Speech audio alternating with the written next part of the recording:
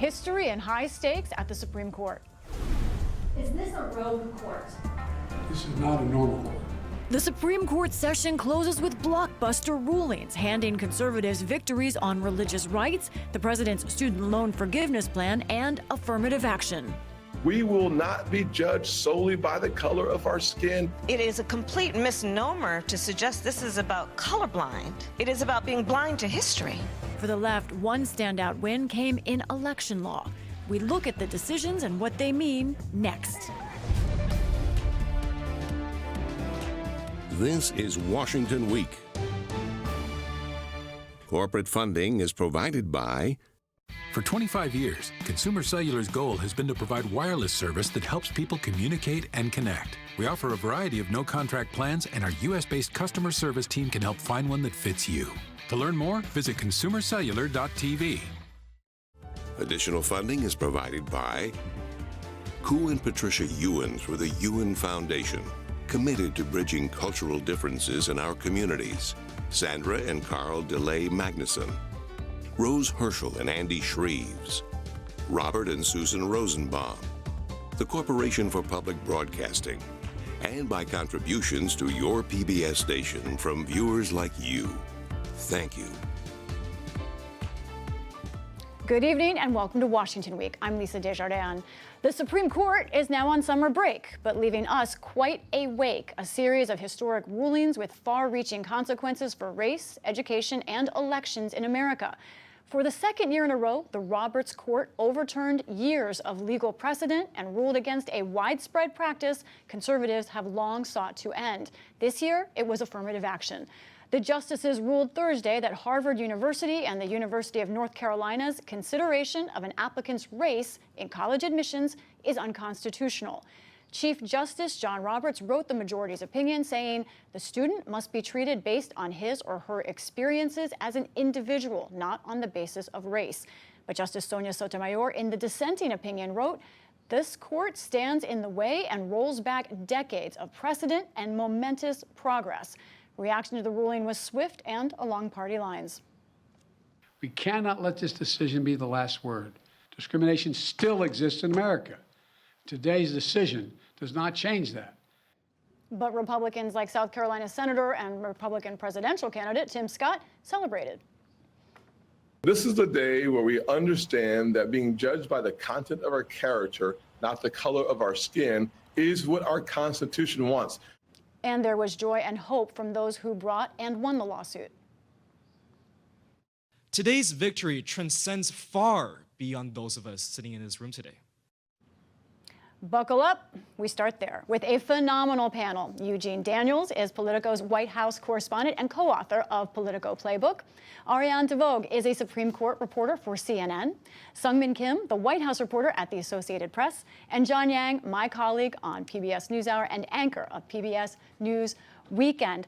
Ariane, I want to start with you. This affirmative action case seems to have sparked the most headlines.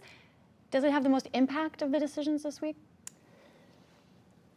You have to think that it does for several reasons. First of all, it totally makes these schools now have to go back, revamp, figure out new ways to try to get diversity in their campuses, race-neutral means. But there was lots of messages, too, messages about what it means to have a diverse campus and why the schools argued so hard for diversity, not just for the kid in the classroom, but for the teachers, for the fact that the school is a pipeline to society. And so the graduates go on to society, go into the medical fields, corporate America, in different areas, really such a vitally different way to look at the America on the two sides of this issue. So it just seems so impactful. I love that point. It does seem to be at the collision point of sort of these political and cultural debate we've had a long time. And John, you raised two quotes that you saw to me earlier. Roberts, quote, he wrote, eliminating racial discrimination means eliminating all of it. However, Justice Ketanji Brown Jackson in her dissent wrote, our country has never been colorblind. Can you take us through this fault line and what you read from the justices about how do you define discrimination? Well, Chief Justice Roberts has been skeptical of race-based programs ever since he was a junior attorney in the Reagan White House. This is something I think he really wanted to happen. It took him a while to get the majority. Not only that, now that he has a majority, he has a supermajority. But that debate over society and race-based programs really was evident in the dueling opinions from Clarence Thomas, his concurring opinion, and the two dissents from Sonia Sotomayor and Ketanji Brown Jackson. And especially between Jackson and Thomas, because Thomas, they both agreed that affirmative action was to right the wrongs, the historical wrongs. But they have very different views of how it works, of the effect of it. Clarence Thomas saw it as a burden. He says that it took away the accomplishment, that it tells people of color they're inferior, that it's an anchor. Well, Jackson was saying, no, it lifts you up. It lifts all of us up. And Sotomayor made note of the fact that the three women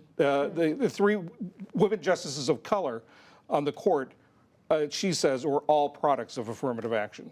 So, I mean, this is the Trump legacy, right? 7. Yeah. And so my question here is, who do you think politically benefits more? Is it Republicans who wanted this and are celebrating, or is it Democrats who there's maybe anger in their base?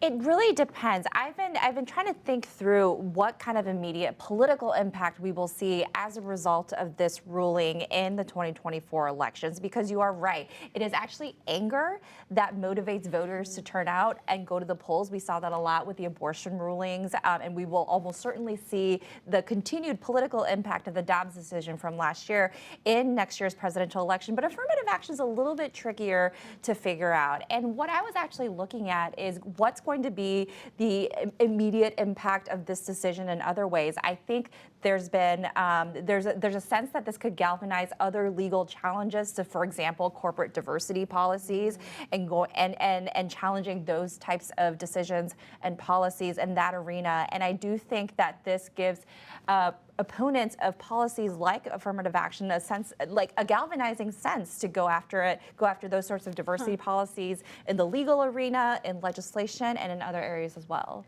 Eugene, the president said this is not the last word, and that was echoed by other people in the Biden administration. Okay. What does that mean? It's unclear, because there's not a lot of levers that they have to pull, right? Because this is the Supreme Court essentially saying that racism is a thing of the past when it comes to this country, which is something that, if we're all being honest around this table, we know that is not true. And so the question that a lot of voters have and will continue to have for the administration is, what are you going to do about it? You know, you talk to them and you try to figure it out. They don't seem to have a great handle on what they're able to do. Something this administration does do quite often is kind of send out fact sheets to lots of them to colleges and universities or whomever to say these are the things you can do to kind of get around this law or get around this ruling. For example, I was a high school student in Texas, and every student in the top 10% could get into the UT system, right? And so that means if you went to a school of all black students, 10% of that student body could go to UT, right? And that's one of the best schools in that state. So that's something that they could try to use to get around that, but they have yet to really signal what's the next step here. And that will be challenged. Yes, exactly. That's the next question, yes. They're going to be challenged. And the next challenges that are going to come here are race-neutral programs. Exactly. Can you have a race-neutral program? Is that really hiding the ball? We've already seen some challenges touching on that in the lower courts. And be sure that those issues are going to come back to the court. So it's not over that way. And the schools, meanwhile, are sitting and waiting to figure out what to do. My daughter graduated recently. Her college sent her, the day the decision came down, said, we're looking at this. Give us a few months. We're looking at what do we do? What can we do? College officials are trying to figure out what they can and can't do, even in recruiting, even in going out and talking to students. Because one way Berkeley has gotten around this, they had a ballot initiative that ended racial preferences in both universities and public hiring, is that they've expanded the funnel, as they say. They're looking in different areas. And, you know, the other thing that a lot of college officials I've talked to are girding for is a challenge based on based on sex, rather. Because if you look at the college applications, they are predominantly women. when you look at the campuses, it's more even. I want to get back to what Seung was saying is, could this have a wider impact on, say, businesses? And let me start with a ridiculous premise to see what you guys say. Let's say that you are a member of a political party whose presidential candidate says his vice presidential nominee will be a black woman. Is that the kind of thing that could fall? Would Amy Klobuchar be able to sue in this situation?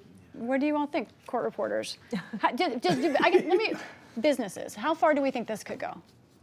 Well, I think as far as, are you looking at challenges? Like what businesses diversity can programs in businesses, for example, internships at law firms, those kinds of things. Well, certainly the seed has been planted here, and that's not only, I mean, we talked about the fact that businesses are going to be affected by this decision, right? They're going to be affected because they may suffer from diversity if it's not coming through the pipeline. But yeah, we're going to see a lot of other different kinds of challenges. I think this is just sort of the beginning. Because it's a signaling, right, to kind of everyone that the Supreme Court is open to these kinds of things and very willing to go out on a limb and do something that maybe some Americans don't agree with.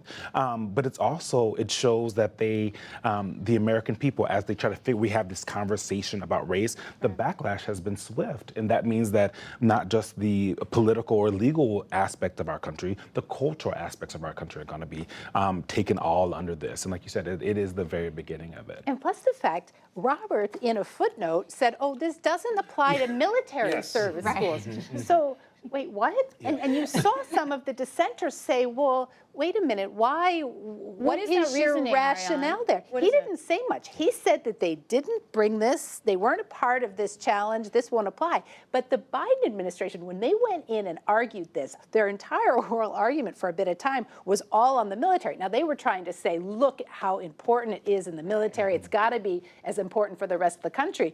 But the conservatives on the court didn't buy into that. They just looked at the military itself. So that will be interesting.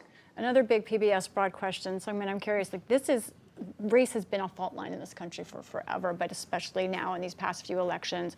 I wonder, what do you think this does for this divide over race? Or is it just obviously too early to know, but what are you thinking about? I mean, it certainly intensifies the focus on the issue of race, just having this blockbuster ruling out there and just all of the implications that it has, not just in college admissions, but in politics and in other policies.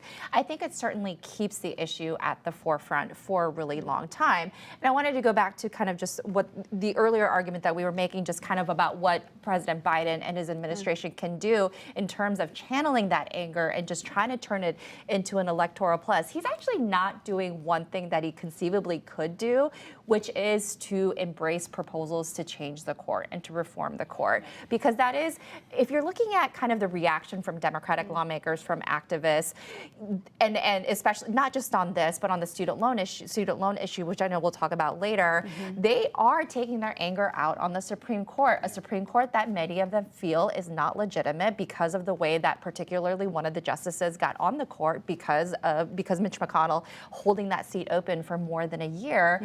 And in theory, President Biden could say, well, he did say this was not a normal court and that he strongly disagreed with the rulings that came out today, but he is still resistant to, for example, embracing term limits for justices or expanding the court like so many in his base want to do. We have asked the White House over and over in the last couple of days if this changes the president's view at all on those so-called court reform changes, and it really doesn't. He kind of punted it to a commission earlier in his presidency, and that's where it will remain. But he knows, too. Don't forget how many years he spent on the Senate Judiciary Committee. Right. He saw enough nomination hearings to know that if somebody else was in the White House and they expanded the number of justices on the court, it's a guardrail. He's done it for a lot of years. He knows that. And he's an institutional setter. Exactly.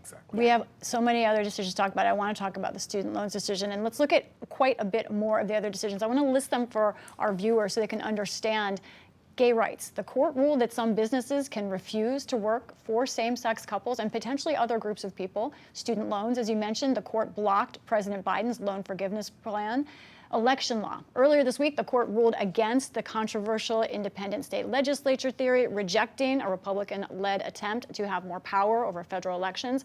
And the court agreed that Alabama and Louisiana each need to add at least one more minority district. So the question here in all of this is, as Ariane said last, you thought affirmative action was this kind of most impactful case. Does anyone think student loans might be the most impactful case? It is the most direct challenge to President Biden himself, which is why I think we're taking a particular interest in it, because there are so many implications for him on a policy level and politically. I mean, remember the timing that they rolled out this student loan relief plan. It was a couple of months before the midterms.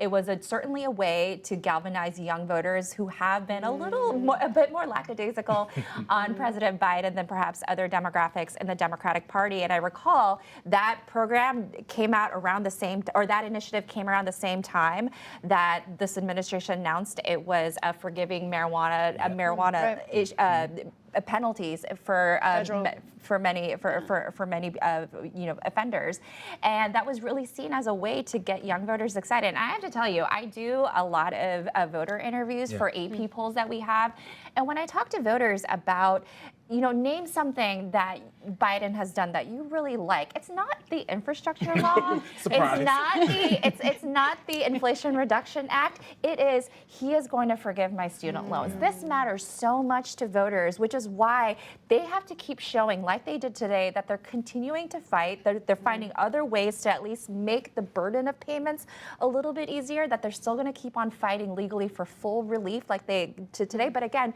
with the makeup of this court, that is going to be a very unlikely option. Yeah, and I mean, voters of color also, right? Because voters of color, Black and brown folks, they are disproportionately impacted by high student loan payments, the need to take out more student loans when they're going to college. And so that is something they have to deal with. You talk to Democrats across the country, they're already a little bit worried about the lukewarmness, not just from young voters, but from voters of color. Because when you talk to them, the voters say, what have you done for me lately, right? They don't, the White House has talked about all of these things they've done over 2.5 years, but voters want to know, what have you done for me now? And so politically, this is going to be something this White House and this campaign is going to have to deal with head on. And I was in the briefing room today when Secretary Cardona kept saying, we're fighting like 800 times. But the thing is, he said, send your payments. Exactly, send your payments, you owe us money, right? That doesn't really sell that well. And so as they move through this kind of regulatory process that's going to take a long time to get to the end result they want, like you said, the Supreme Court may knock that down too. So when I was just, as I was walking in here, talking to an advocate. And so they're like cautiously optimistic. They're worried about the timing, but they say at the end of the day, it is good to see President Biden doing something. They're always a little worried that this institutionalist will kind of sit back and not do exactly. Another mammoth ruling that we had, of course, is on same-sex marriage, or at least that's what the technicalities of the ruling are about. This idea in a Colorado case that a woman with a graphic design firm does not have to design graphics for same-sex weddings. The court ruled out of First Amendment free speech clause. John, I'm curious, do we know how wide this ruling could be? Could this affect, is this particular to just same-sex marriage? Is it much larger than that? Do we know? It could go wider. It could, even in the oral arguments, they were asking about where do you draw the line, coming up with hypotheticals, asking about a black Santa at a mall, or someone who believes that the Bible teaches you that races shouldn't be mixed. What happens if a mixed race couple comes in? But the other thing that some LGBTQ plus advocates told me this afternoon is that it's so narrow. It's it has to be something that has a creative or expression that they think they may be okay. But I wonder if businesses aren't going to try to redefine themselves. Like, can a chef say that cooking a meal, I'm expressing myself, this is me? That's exactly what Elena Kagan brought up in oral arguments, and they can say that this is narrow, but the baker believes he's an artist. The jewelry maker, is that an artist? What about the limo driver? And Elena Kagan ticked through all this at oral arguments, really pressing them and sort of saying, where do you draw the line with this opinion? So they may say it's narrow, and they did all day long, but there's a way where you could see a lot more challenges, a lot more people trying to sort of define what they did or do on the basis of speech. And that could open up a box. And the other point about this decision is something that Justice Sotomayor said in her dissent, is this is the first time the Supreme Court has said that a business has a right not to serve a protected class. There's another interesting thing about this. Justice Neil Gorsuch, right? 3 years ago, he was a hero to LGBTQ rights. He wrote this opinion, he joined the liberals, and it was an opinion that bolstered the rights of workers. And everybody was surprised. So today he becomes the villain. In his opinion, though, you don't see a lot of language about the LGBT community. He weds the entire thing on speech. He says this is just about speech. And that's where you, again, see the divide on this court, because that is not how the other side sees it. Moving along our buffet of history that we've been served up by the Supreme Court this week, I want to talk about congressional maps. Yes. And first, the state legislatures, the Republican-led, will not be able to sort of have increased power over election law then, and also Alabama, Louisiana could see changes, likely will see changes in their maps. So, I mean, you and I were texting about this. This is, my sources, they were into these cases. Why did this matter? Well, it matters, first of all, that it was just interesting because it was surprising. It kind of went against what you expected a conservative majority of the Supreme Court to do. But it's really fascinating in terms of the 2024 elections. You're looking at the maps in Alabama and Louisiana. So in Louisiana, there are 6 congressional districts, 5 are majority white, even though the population of Louisiana, I believe, is 1/3 African American. A similar breakdown in Alabama, where you have 7 congressional districts, a quarter of the population is African American, but yet, 6 are majority white. So the Supreme Court tells them, no, you have to redraw the maps to make it more fair. In theory, this could add 1 more majority black districts. We know black voters are very pro-democratic, very lean more towards the Democratic Party. So, normally, I'm a Senate gal, like not usually interested in the House. But, when in this narrow majority, in Kevin McCarthy's House, where he controls just a 5-seat majority, every seat's going to matter. So if you can pick up a seat in Alabama or Louisiana where Democrats were not expecting, this could be a very, very interesting this could be forever House election. Too. Exactly. Right, exactly. Yeah. All right, 2024 of it all, Eugene. Yeah.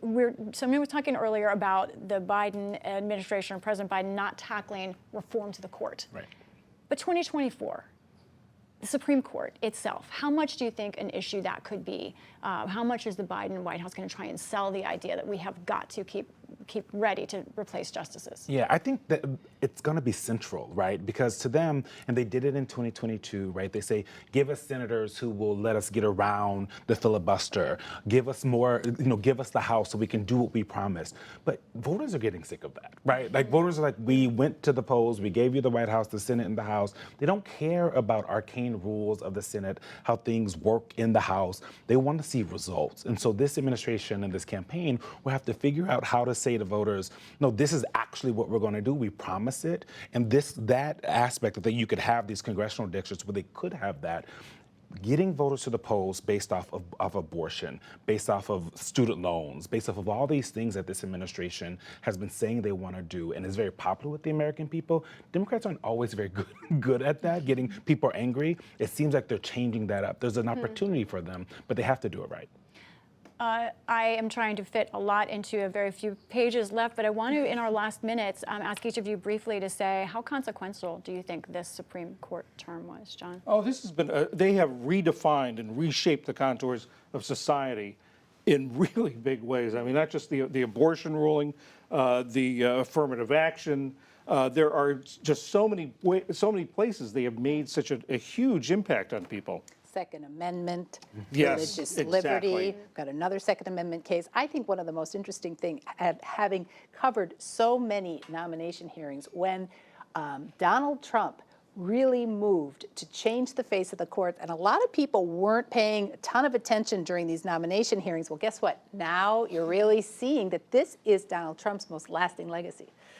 Big, because I mean, they're also chipping away at the administrative state, right? They are doing things where the executive actions don't hold as much teeth. And so how do White Houses in the future deal with that? Last word to you. Right, and it's just so many tangible, practical impacts. You have college admissions offices rushing to revise their procedures or figure out the impact, but yet all the political consequences of all these rulings, really interesting to watch for all of us. Among the consequences, I suspect, is exhaustion for Supreme Court reporters. So yes, we are very grateful to both of you and to everyone here for your time. And we have to leave it there for now. Thank you to everyone on the panel for joining us. I hope you all are having some time off soon. I know some of you are.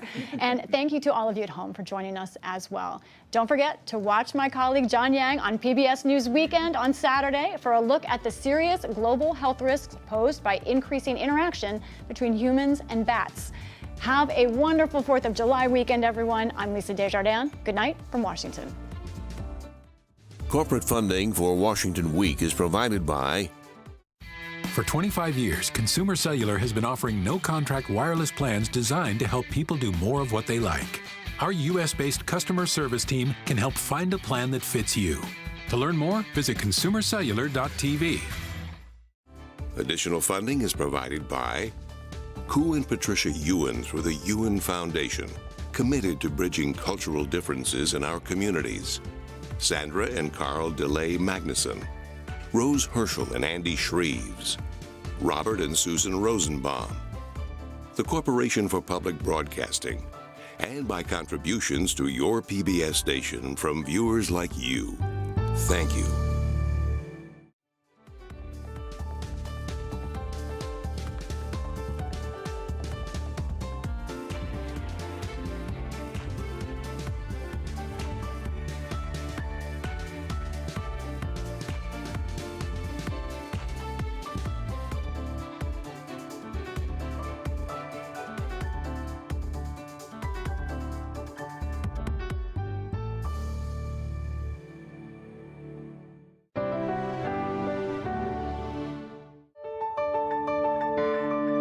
You're watching PBS.